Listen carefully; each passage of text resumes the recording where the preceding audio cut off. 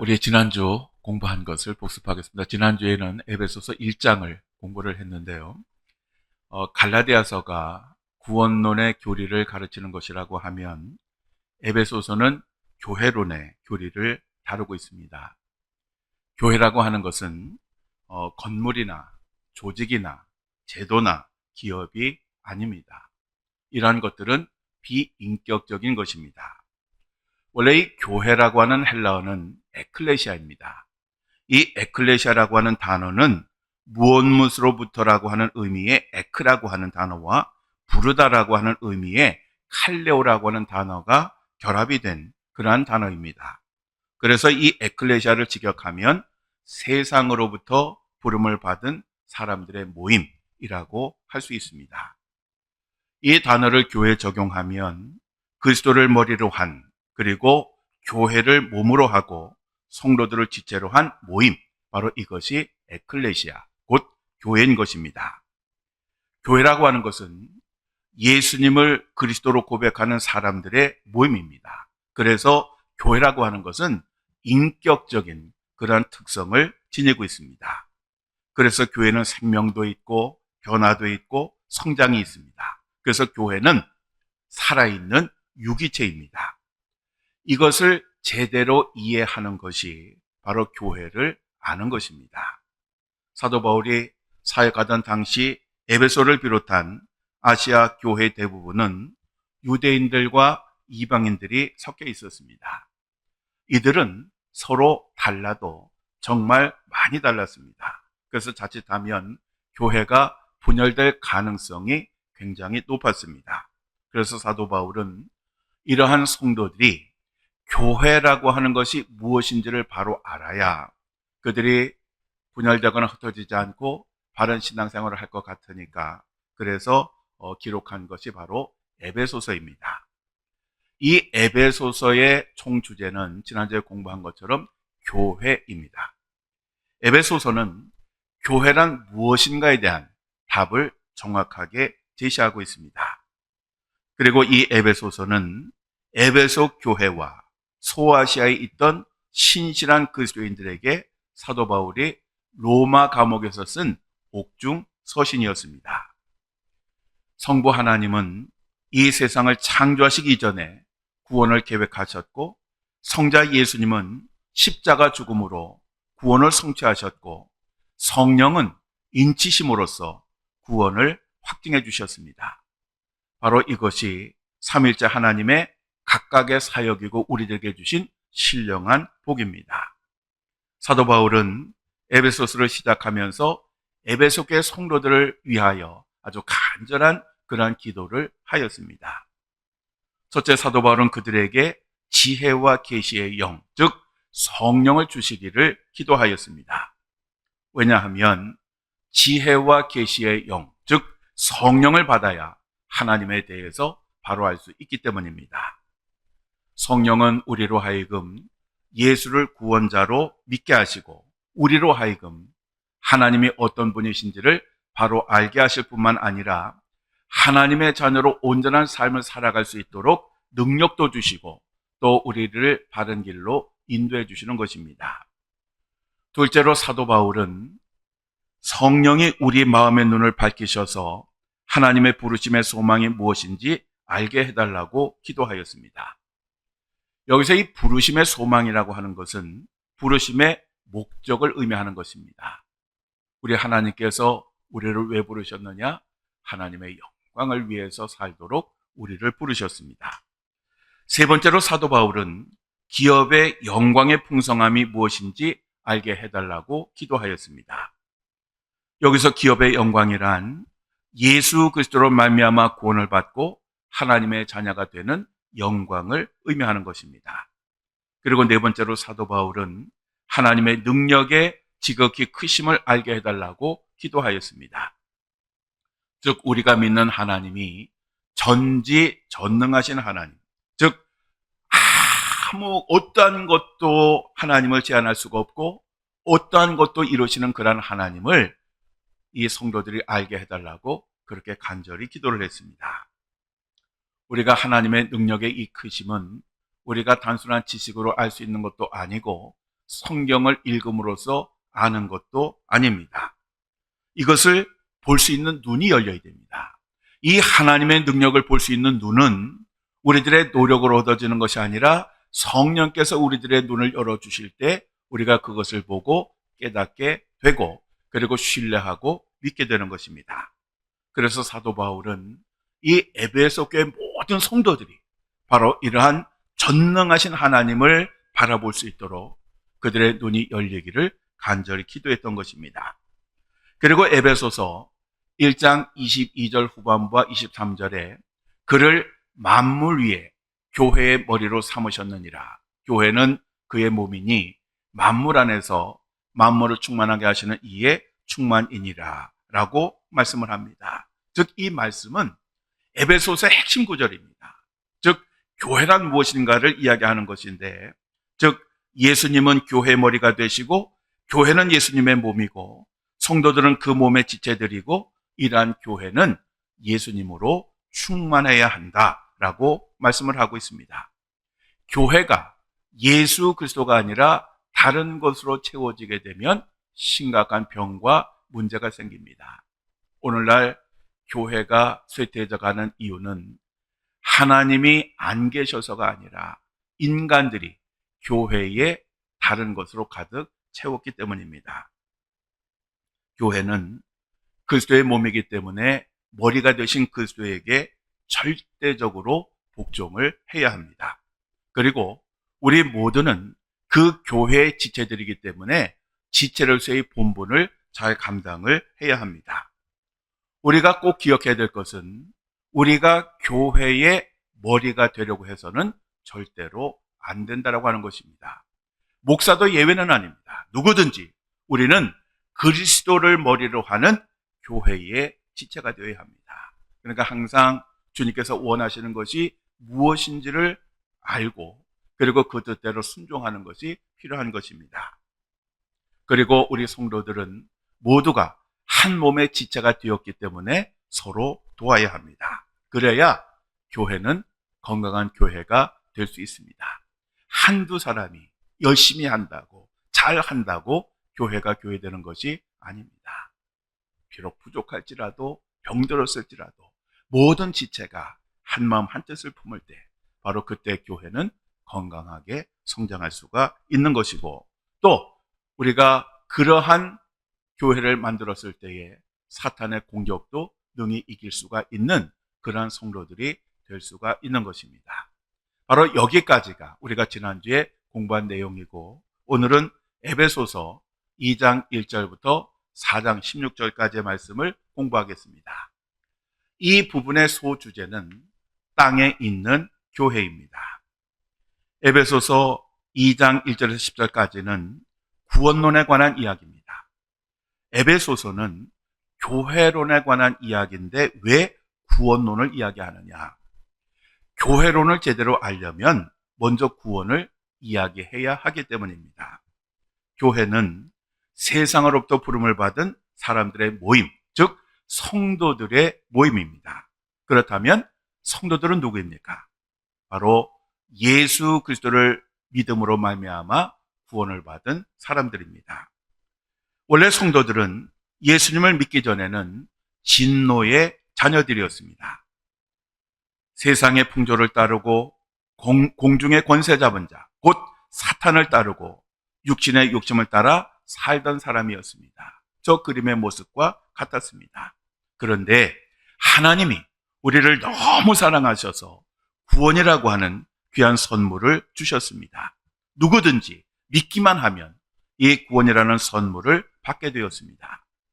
그림에서 보시는 것처럼 우리 예수님은 오직 은혜로 믿는 사람들을 일으켜 세워주셨고 살려주셨습니다.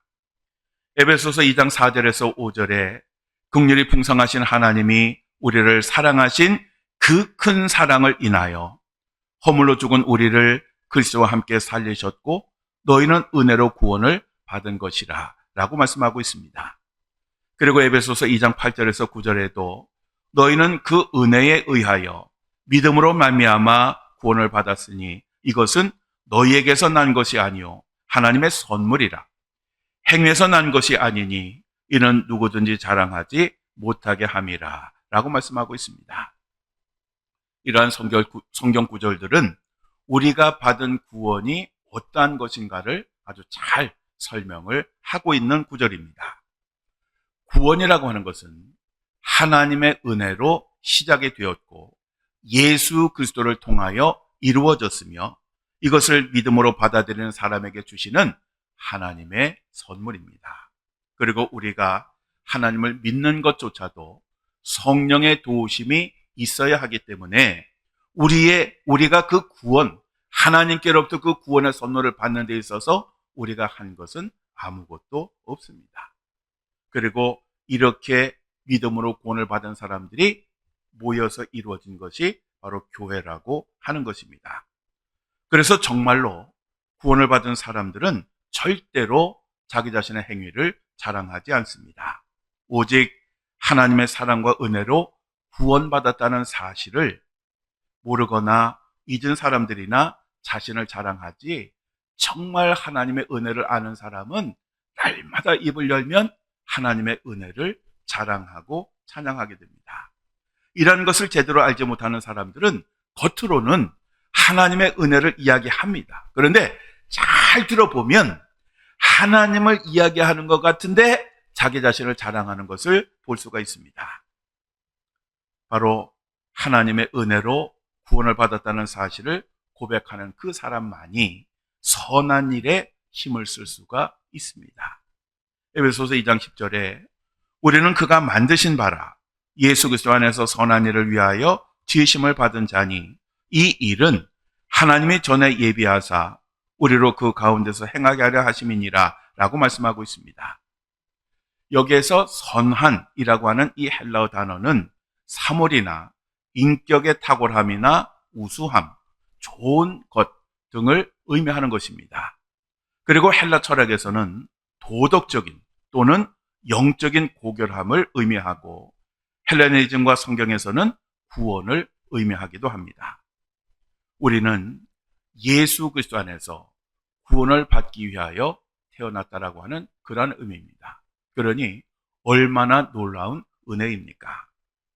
우리는 에베소서를 읽으면서 그리고 사도 바울의 서신을 읽다 보면 자주 보는 표현이 있습니다. 바로 그것은 그리스도 안에서라고 하는 것입니다. 사도 바울은 하여간 끊임없이 그리스도 안에서를 강조합니다. 왜냐하면 우리의 모든 것, 우리들의 삶이든지 우리들의 구원이든지 아니면 우리가 행하는 모든 일이든지 이 모든 것들이 예수 그리스도 안에서 이루어지기 때문입니다. 바로 이러한 그 구원론에 관한 이야기는 우리가 갈라디아에서 이미 충분히 배웠으니까 이제 이것을 전제하고 교회론에 대해서 더 접근을 해보려고 합니다. 자, 에베소서 2장 11절부터 22절의 말씀은 십자가로 하나 되어 성장하는 교회에 대해서 이야기를 하고 있습니다. 우리의 신앙생활에서 십자가는 정말 중요한 것입니다. 십자가는 하나님과 우리 사이에 막힌 담을 허무셨습니다. 그래서 이 십자가는 하나님과 우리를 하나 되게 하셨습니다. 뿐만 아니라 유대인과 이방인들을 하나 되게 하셨습니다. 사도 바울은 우리가 예수 그리스도를 믿기 전에 어떤 사람이었는가 하는 것을 상기시킵니다. 먼저 우리는 육체로는 이방인이었습니다. 그리고 할례를 받지 않았고 그리스도 밖에 있었고 언약에서는 외인, 즉 언약과는 상관이 없는 그런 사람이었고 세상에서 아무 소망이 없는 사람이었고 하나님이 없는 사람들이었습니다. 그러던 우리였는데 예수 그리스도의 십자가를 통하여 우리가 거듭나게 된 것입니다. 에베소서 2장 12절에서 15절에 이렇게 말씀합니다. 에베소서 2장 12절 15절 그때 너희는 그리스도 밖에 있었고 이스라엘 나라 밖의 사람이라 약속의 언약들에 대하여는 외인이요 세상에서 소망이 없고 하나님도 없는 자이더니 이제는 전에 멀리 있던 너희가 그리스도 예수 안에서 그리스도의 피로 가까워졌느니라. 그는 우리의 화평이신지라. 둘로 하나를 만드사 원수된 것 곧 중간에 막힌 담을 자기 육체로 허시고 법조문으로 된 계명의 율법을 폐하셨으니 이는 이 둘로 자기 안에서 새 사람을 지어 화평하게 하시고 라고 말씀을 하고 있습니다. 이러한 하나님의 사랑과 은혜, 그리고 예수 그리스도의 십자가로 구원을 받아서 교회가 된 우리들이 사도들과 선지자들의 터 위에 교회를 함께 지어가는 것입니다. 에베소서 2장 19절에 보면 그러므로 이제부터 너희는 외인도 아니요 나그네도 아니요 오직 성도들과 동일한 시민이요 하나님의 권속이라 라고 말씀합니다. 여기서 이 권속이라고 하는 말은 가족이라고 하는 그런 의미입니다. 이제 우리 모두는 예수 그리스도 안에서 하나님의 자녀가 되었습니다. 그리고 예수 그리스도 안에서 모두가 한 형제, 한 자매가 되었습니다. 그렇기 때문에 우리는 가족답게 살아야 합니다. 서로 돕고 서로 위로하고 서로의 짐을 함께 나누어 질 수 있어야 됩니다. 이것이 가족입니다. 절대로 교회에서 텃세를 부려서도 안 되고 갑질을 해서도 안 됩니다.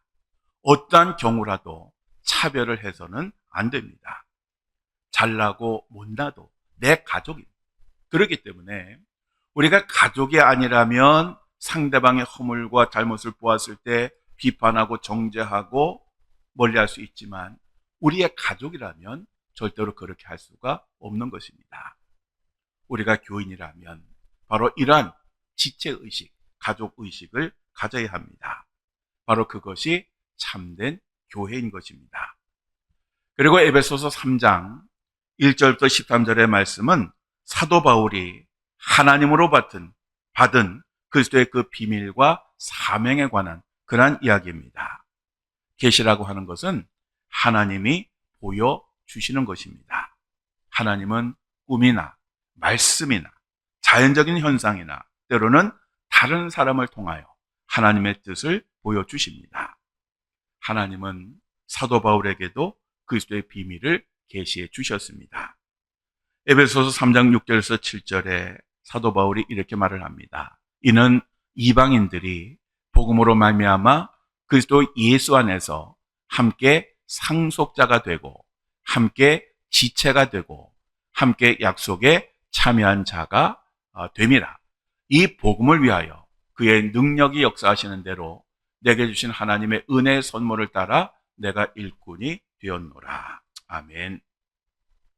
즉 하나님은 유대인들이 주장하는 것처럼 유대인들뿐만 아니라 누구든지 예수 그리스도를 믿는 모든 사람들이 상속자가 되게 하시고 교회의 지체가 되게 하시고 그리고 하나님의 약속에 참여하는 자, 곧 구원을 받는 자가 되게 하실 것이라고 하는 이 비밀을 사도 바울에게 보여주셨다라고 하는 것입니다.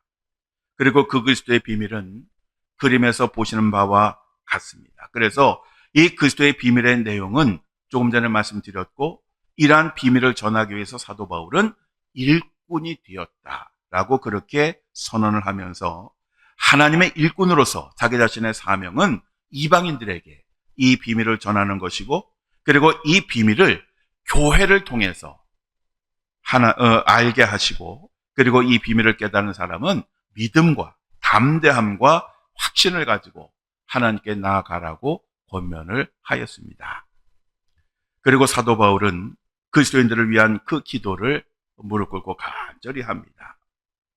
그 기도는 첫째는 속사람을 능력으로 강건하게 하옵소서라고 하는 기도입니다.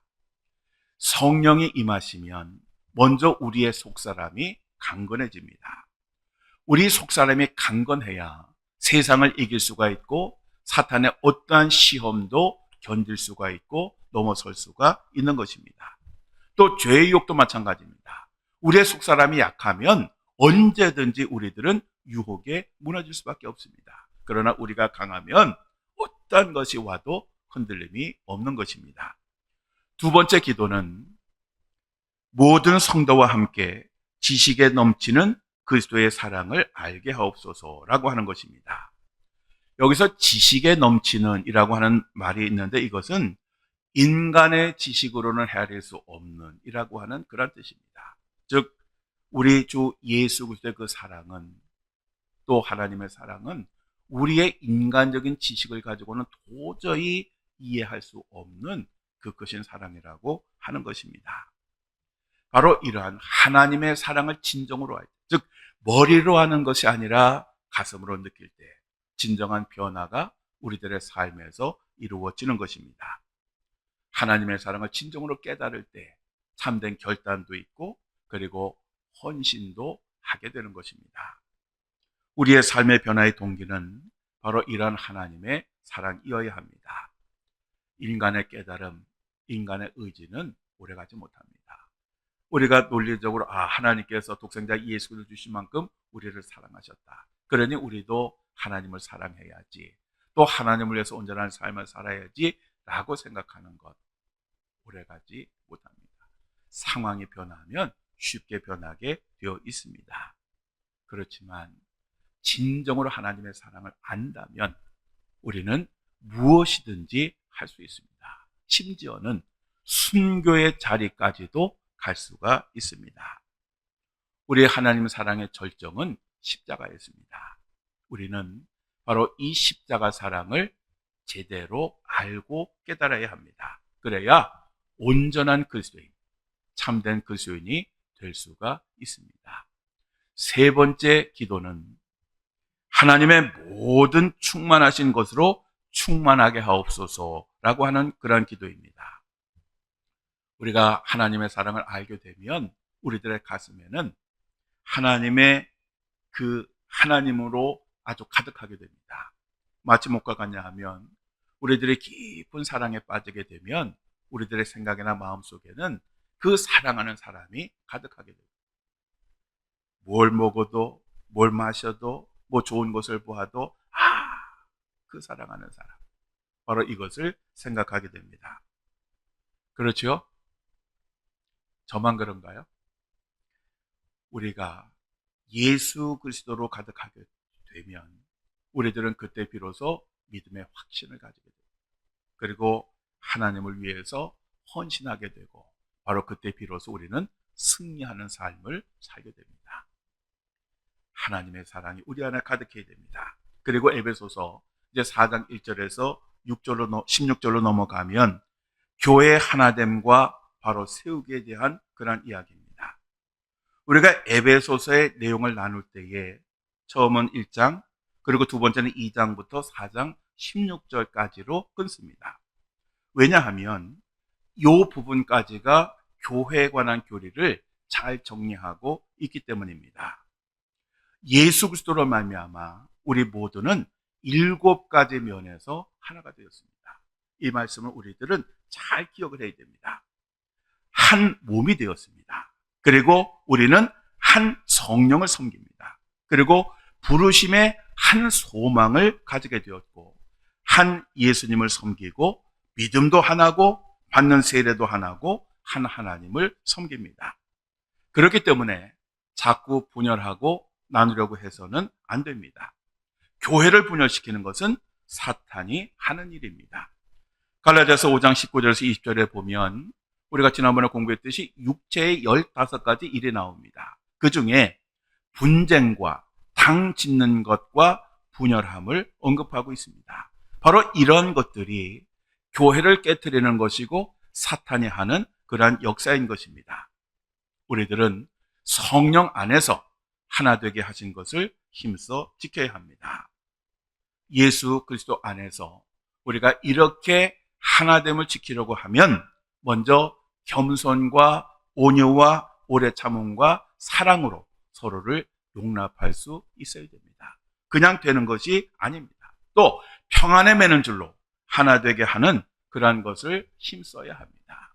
그렇지 않고 내 생각대로 내 육체가 이끄는 대로 행하게 되면 결국 우리는 사탄에게 이끌려서 교회를 분열시키는 그러한 일을 하게 되는 것입니다. 교회라면 예수 그리스도 안에서 진정으로 하나가 되어야 합니다. 그리고 교회에는 직분을 맡아서 섬기는 사람들이 있어야 합니다. 성경에 보면 사도, 선지자, 복음 전하는 사람, 목사와 교사 등이 있습니다. 물론 이 외에도 교회가 확장되면서 많은 그러한 직분들이 생겼습니다. 어쨌든 이러한 직분을 맡은 사람들은 하나님이 주신 은사를 가지고 자기에게 주어진 그 일을 감당을 하는 것입니다. 이 직분을 섬기는 사람들은 그 직분을 주신 것을 제대로 이해를 해야 됩니다. 하나님께서 우리들에게 왜 직분을 주시느냐? 그것은 그 직분을 가지고 행세를 하거나 아니면 누리라고 주시는 것이 절대로 아닙니다. 그리고 직분은 서열도 아닙니다. 그런데 인간들이 이러한 하나님의 뜻을 왜곡하고 이 직분을 서열화하고 있습니다. 그리고 이 직분을 누리는 것이라고 생각해서 교만하게 행할 때가 얼마나 많은지 모릅니다.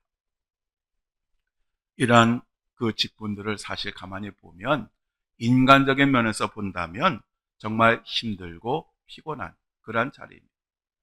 왜냐하면 이러한 직분을 가진 사람들은 항상 양보해야 하고 저주어야 하고 다른 사람보다 더 많은 일을 감당을 해야 되고 더 부지런해야 하기 때문에 그렇습니다. 교회도 더 일찍 나와야 하고 더 늦게 헤어져야 합니다. 그러니 이러한 직분은 정말 어려운 자리입니다. 그래서 사명이 없으면 제대로 감당할 수 없는 것이 교회의 직분입니다. 그러므로 이러한 그 직분을 우리들은 그 은사가 없이 맡으려고 해서는 굉장히 위험합니다. 그리고 그것을 감석하는 사람들이 있을 때에 우리들은 그 일을 간섭하려거나 아니면 그 어떤 잔소리를 하거나 자기 자신의 의견을 관철시키려고 하지 말고 그분들이 맡은 직분을 잘 감당할 수 있도록 적극적으로 협력하고 도와야 하고 그리고 그들을 위해서 기도를 해 주어야 합니다. 만일 그들에게서 부족한 면이 보이거나 잘못된 것이 보이면 정죄하고 비판하는 것이 아니라 오히려 그들을 감싸주고 그들의 잘못을 덮어줄 수 있는 넉넉한 마음을 가져야 합니다. 왜냐하면 우리가 그러한 직분을 맡았을 때에 우리도 그러한 실수를 할 수 있기 때문에 그렇습니다. 그러므로 직분자들의 그 발목을 잡거나 아니면 비판하는 것보다는 조용히 도와주는 것이 바로 교회의 하나됨을 지키는 그러한 비결이 되는 것입니다. 하나님이 교회의 직분을 세우신 것은 목적이 있으시기 때문입니다.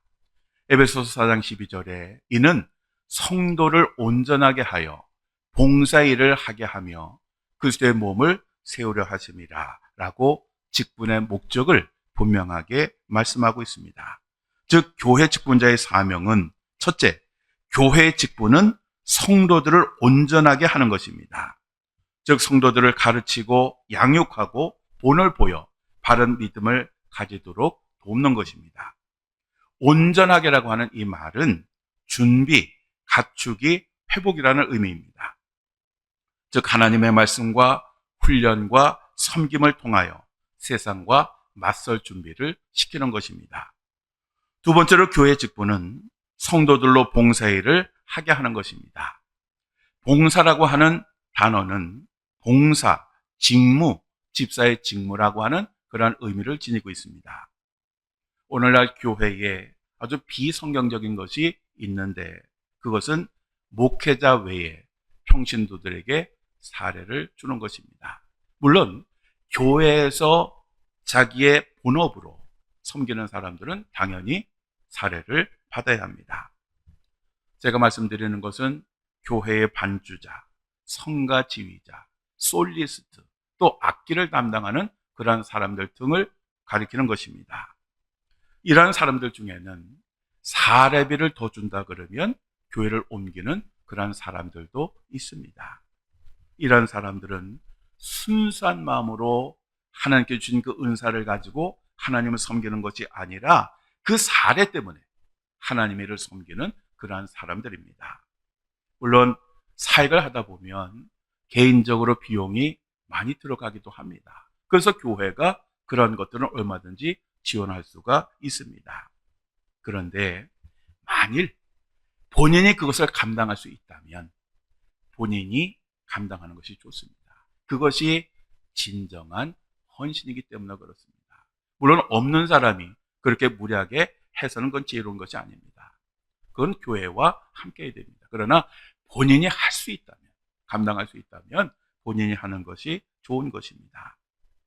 왜냐하면 우리 모두는 각자의 은사를 가지고 하나님을 섬기는 사람들입니다. 그런데 만일 우리가 하는 일들로 교회에서 사례를 받으려고 한다면 이런 사람들뿐만 아니라 식당에서 봉사하는 사람도 그렇고 교회 많은 봉사하는 사람들이 다 자기의 하는 일에 합당한 보상을 기대하게 될 것입니다. 그러면 그때부터 우리가 하는 모든 일들은 하나님을 위한 것이 아니라 돈을 위한, 사례를 위한 그런 일들이 되기 때문에 그러한 것은 진정한 봉사가 아닙니다. 우리도 때가 되면 언젠가 하나님 앞에 서게 될 것입니다. 그때에 하나님이 우리를 보시고 어떤 말씀을 하시겠습니까? 우리가 진정으로 헌신했을 때에 하나님 앞에 섰을 때 당당하고 떳떳하지 않겠습니까? 우리 예수님은 우리들에게 이렇게 말씀하셨습니다. 그러므로 구제할 때에 외식하는 자가 사람에게서 영광을 받으려고 회당과 거리에서 하는 것 같이 너희 앞에 나팔을 불지 말라. 진실로 너에게 이르노니 그들은 자기 상을 이미 받았느니라. 우리가 행한 일에 대해서 사람들에게 인정을 받고 칭찬을 듣고 사례를 받는다라고 하면 그 사람은 하나님으로부터 받을 상급이 전혀 없는 것입니다. 진정한 헌신은 사례를 받고 하는 것이 아니라 자기 희생적으로 하는 것입니다. 세 번째로 교회의 직분을 주신 이유는 그리스도의 몸인 교회를 세우기 위함입니다. 세운다라고 하는 말은 자라게 한다라고 하는 그런 의미입니다. 교회는 성장해 가야 합니다. 사랑 안에서 범사에 예수님에게까지 자라가야 합니다. 평생을 신앙생활을 했는데 어린아이와 같이 때를 쓰면 안 됩니다. 자기중심적인 신앙은 바로 어린아이와 같은 그러한 신앙입니다. 에베소서 4장 13절에서 16절을 세번역 성경 버전은 이렇게 이야기를 합니다. 그리하여 우리 모두가 하나님의 아들을 믿는 일과 아는 일에 하나가 되고 온전한 사람이 되어서 그리스도의 충만하심의 경지에까지 다다르게 됩니다. 우리는 더 이상 더 어린 아이로 있어서는 안 됩니다. 우리는 인간의 속임수나 간교한 술수에 빠져서 온갖 교훈의 풍조에 흔들리거나 이리저리 밀려다니지 말아야 합니다. 우리는 사랑으로 진리를 말하고 살면서 모든 면에서 자라나서 머리가 되시는 그리스도의 에게까지 다다라야 합니다. 온 몸은 머리이신 그리스도께 속해 있으며 몸에 갖추어져 있는 각 마디를 통하여 연결되고 결합됩니다. 각 지체가 그 맡은 분량대로 활동함을 따라 몸이 자라나며 사랑 안에서 몸이 건설됩니다. 자, 이 말씀을 가만히 묵상하면 교회라고 하는 것이 무엇인지, 그리고 교회의 직분을 받은 사람들이 어떻게 해야 되는지를 잘 말씀하고 있습니다. 뿐만 아니라 교회의 직분자가 아니라 할지라도 교회가 성장하고 자라가도록 하기 위해서 어떻게 해야 되는지 그 말씀이 잘 담겨져 있습니다. 교회는 항상 말씀과 기도로 함께 성장을 해 나가야 합니다. 왜냐하면 그것이 하나님의 뜻이고 그러한 교회가 세워질 때 우리 모두는 흔들림이 없는 믿음 생활을 할 수 있고 어떠한 영적 전쟁에서도 승리를 거둘 수 있는 그러한 성도들이 될 수 있기 때문입니다.